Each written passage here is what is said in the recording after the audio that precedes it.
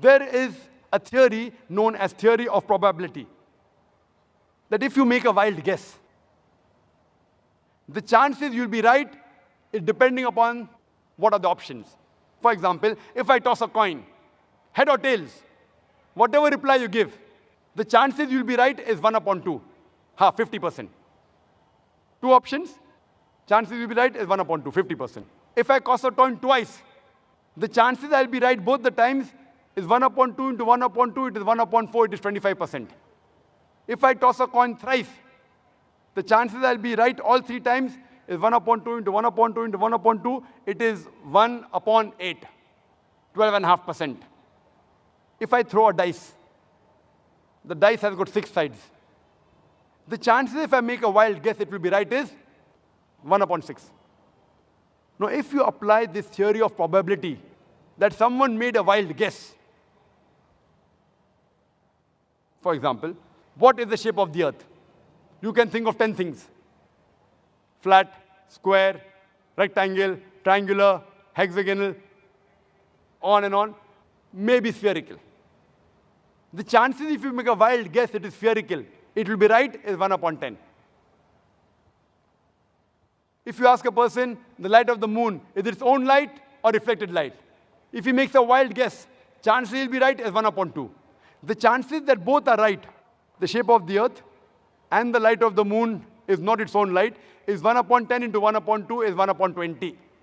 That is 5%. All living creatures, made of what?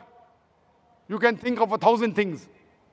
Sand, iron, tin, wood, on and on, maybe even water. Chances you make a wild guess and one is right is 1 upon 1,000. Chances all 3 are correct. Shape of the earth is spherical. Light of the moon is reflected. Everything made from water is 1 upon 10 into 1 upon 2 into 1 upon 1,000. Is 1 upon 20,000. Is 0.005%. Only in 3 scientific facts, it's 0.005%. I've already mentioned several. And if you read my book, there are hundreds. There are many things. Quran speaks about botany. In Surah Ra'd, chapter number 13, verse number 3, that all the fruits are created in pairs, in sexes male and female. Quran says in Surah Taha, chapter number 20, verse 53, that the plants are made in sexes male and female, which you came to know recently. In the field of zoology, Quran says the animals and the birds live in community like the human beings. In Surah Anam, chapter number 6, verse number 38, which we came to know recently. Quran speaks about the bee, that it can find its path, which we came to know recently. In Surah Nahl, chapter number 16, verse number 60 and 69. The Quran says that the worker bee, the female bee, previously thought it was the male bee. Quran says in Surah Nahl, chapter number 16, verse number 69, that the worker bee is the female bee.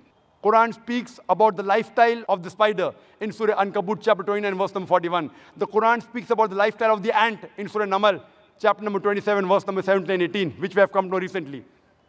Quran speaks about genetics, that it is the male fluid, it is the sperm which is responsible for the sex of the child. In Surah Najm, chapter number 53, verse number 45 and 46, as well as chapter number 75, verse number 37 to 39, which we came to know recently. Quran speaks about embryology, that all the human beings are made from alaqah, a leech-like substance, something which clings. In Surah Alaq, Surah Iqra, chapter 96, verse number 2, which we came to know recently. Quran speaks about the various embryological stages, alaqah, mudga, izama, lahem. In Surah Mu'minun, chapter number 23, verse number 12 to 14, which we have come to know recently. There are various scientific facts mentioned in the Quran. I'll just mention 2 more. There are people who say that after we human beings die, and after we are buried, and our bones are disintegrated, how will Allah subhanahu wa ta'ala be able to reconstruct the bone on the day of judgment? So Allah says, it's mentioned in the Quran, chapter number 75, verse number 3 and 4, that when they say that how will Allah be able to reconstruct the bones on the day of judgment, tell them, Allah can not only reconstruct the bones, He can even reconstruct in perfect order the very tips of your fingers. What does Allah mean by saying He can not only reconstruct your bones, He can even reconstruct in perfect order the very tips of your fingers? It was in 1880 that Sir Francis Galt, He discovered the fingerprinting method and said that no two fingerprints, even in a million human beings, are identical. Today, the police, the CID, the FBI, the CIA, they use the fingerprinting method to identify the criminal. Quran speaks about the fingerprinting method 1400 years ago, and we discovered in 1880. Who could have mentioned this? I would like to mention one more thing before I end the scientific facts, is that there was a scientist by the name of Professor Zakir Naik. Professor Zakir Naik hails from Thailand, and he was doing a great deal of research in the pain receptors. Previously, we human beings, we thought, and the doctors thought, that only the brain was responsible for the feeling of pain. Today, we come to know that there are certain receptors in the skin which are also responsible for the feeling of pain. That's the reason when a person of burn injury comes to a doctor, the doctor takes a pin and pricks it in the area of burn. If the patient feels pain, the doctor is happy. The pain receptors are intact. If the patient does not feel pain, the doctor is sad. The pain receptors have been destroyed. It's mentioned in the Quran, in Surah Nisa, chapter number 4, verse 56, that as to those who reject our signs, we shall cast them in the hellfire, and as often as their skins are roasted, we shall give them fresh skin so that they feel the pain. Indicating there is something in the skin which is responsible for the feeling of pain. Imagine, Quran speaks about the pain receptors 1400 years ago. And Professor Zakir Naik, when he came to know this is mentioned in the Quran, in the 9th medical conference in Riyadh, in the conference itself, he said the Shahada and said, La ilaha illallah, Muhammad Rasulullah. There is no God but Allah, and Prophet Muhammad, peace be upon the messenger of Allah. So when you ask the atheist, who could have mentioned this in the Quran? The only reply he can give you is the same which he gave you earlier. It is the creator. It is the maker. It is the producer. It is the manufacturer. It is the inventor. This creator, this producer, this manufacturer, this maker, this inventor, we Muslims call him as Allah.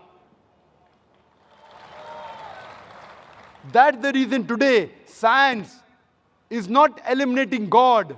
It is eliminating models of God. La ilaha illallah. Scientists today, they are eliminating models of God. This cannot be God. This cannot be God. They aren't eliminating God. And a famous philosopher and scientist, Francis Bacon, he said that those who have little knowledge of science, they become atheists. But those who have in-depth knowledge of science, they become a believer in God. I would like to end my talk with the quotation of the Quran from Surah Fussilat, chapter 41, verse number 53, which says, سَنُورِيهِمْ آيَاتِنَا فِي الْآفَاقِ وَفِي أَنفُسِهِمْ حَتَّى يَتَبَيَّنَ لَهُمْ أَنَّهُ الْحَقُّ أَوَلَمْ يَكْفِ بِرَبِّكَ أَنَّهُ عَلَى كُلِّ شَيْءٍ شَهِيدٌ. That soon we shall show them our signs into the furthest reaches of the horizons and into their souls, until it is clear to them that this is the truth. وَآخِرُ دَعْوَانَا الْحَمْدُ لِلَّهِ رَبِّ الْعَالَمِينَ.